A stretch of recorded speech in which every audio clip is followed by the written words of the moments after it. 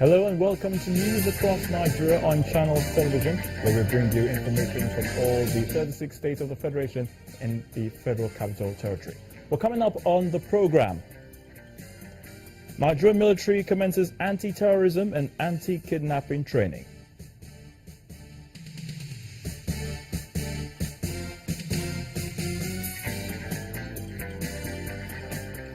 Governor Tanko Al-Makura receives reports on biometric screening exercise for Nasarawa State.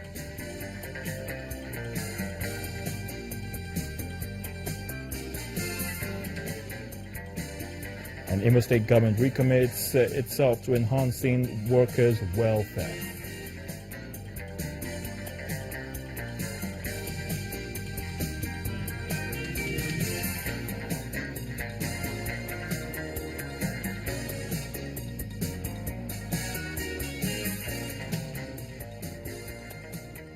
We start off with some security matters now, and following the new spate of kidnapping and insurgency in some parts of the country, the Nigerian military has commenced training for its men on how to re-strategize in dealing with the situation.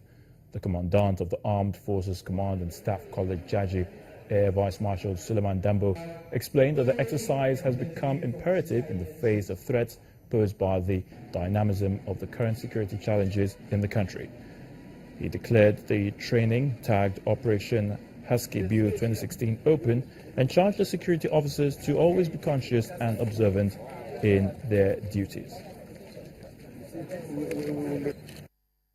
The objective of the training is to assess joint and inter-agency interoperability of various security agencies.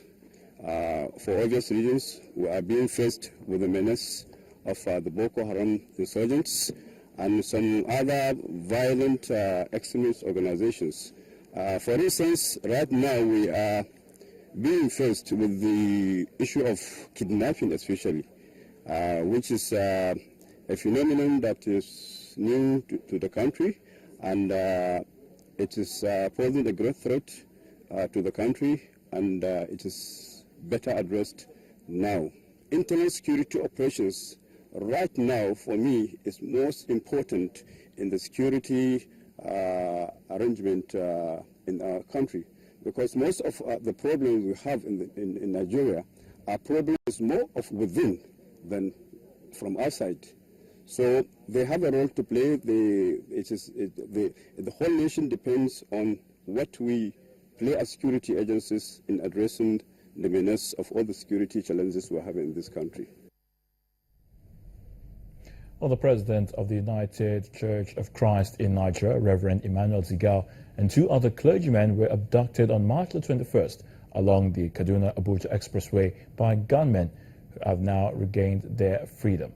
But it was unfortunate that one of the abducted clergymen died in the hands of his abductor after spending some 10 days in captivity. The Kaduna State Public Relations Officer, Mr. Zubairu Abubakar, confirmed this incident to journalists and advised the public to cooperate with the security agencies in the fight against crime. Now, the Chief of Air Staff has continued his tour of states in the south part of the country. His latest stop is Calabar, the Cross River State capital, where he commissioned projects at the 207 Special Mobility Group of the Nigerian Air Force. He told journalists that he will continue to work round the clock in collaboration with other security agencies to keep the country safe. The arrival of the Chief of Air Staff in Calabar, the Cross River State capital. He's on a maiden visit to the 207 Special Mobility Group to commission and inspect facilities in the command base. Not only are we winning, we are actually at the tail end of this operation. It's just a matter of time that this thing will soon come to an end. And if you go to Maiduguri and see the level of the economic activities going on, you clearly see that stability has actually been restored substantially. Yes, we still have isolated cases of suicide bombing. In counter-insurgency operation, you cannot totally rule out The Air Force boss also meets with the Obong of Calabar and other traditional rulers in the state. The Obong appeals that traditional institutions be carried along to effectively deal with crime. When we talk of insecurity, we should equally be part and parcel of what is happening because we are closest to the people. They are not ghosts, they are not demons, they are people that live with us. But the key is that we are not encouraged. We should equally be encouraged so that we can stand up and then fish out these people and then bring them out wherever they are. Air Marshal Abubakar also promises to release a maritime patrol aircraft in the creeks of the Niger Delta to tackle the problem of insecurity in the region. There's a comprehensive plan already on ground through the Operation Polo Shield, which the Air Force, the Navy and the Army are working together to ensure that gas and petroleum infrastructure in the South-South is given adequate protection. But, you know, these are things that are all happening at the same time. I want to say that I think we are working towards getting rid of these criminals. But certainly, like again, every citizen has a role to play. Intelligence, gathering information and passing that information timely to relevant agencies will go a long way in dealing with some of these problems.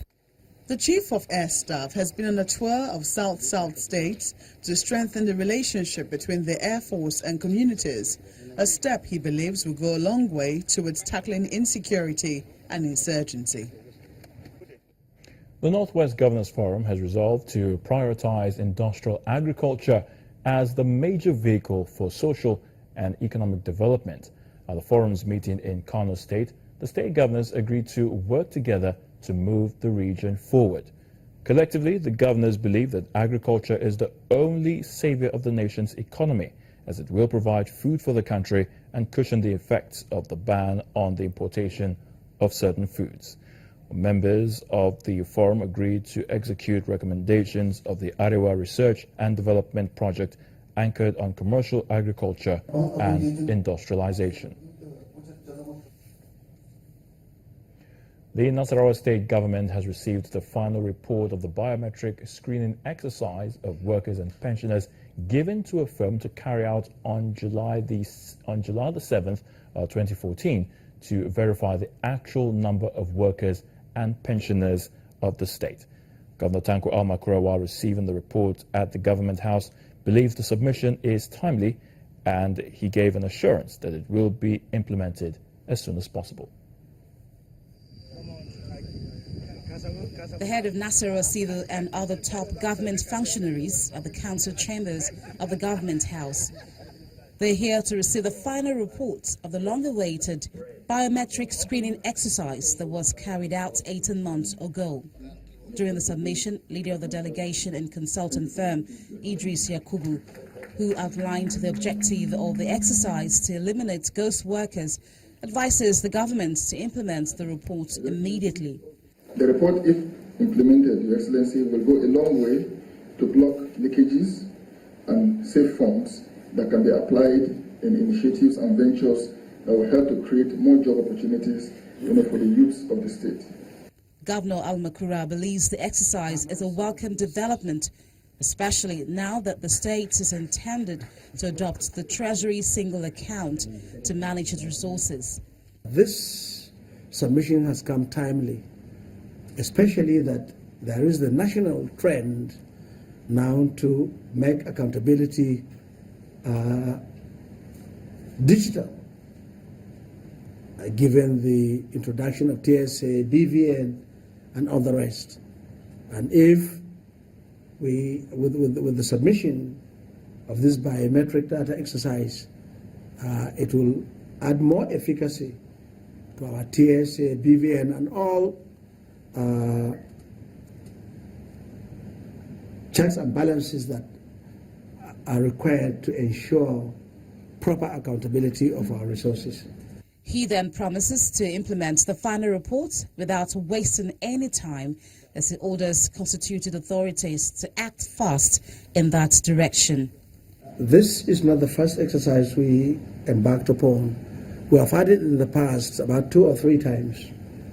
But such exercise had been bedeviled by a lot of bureaucratic manipulations.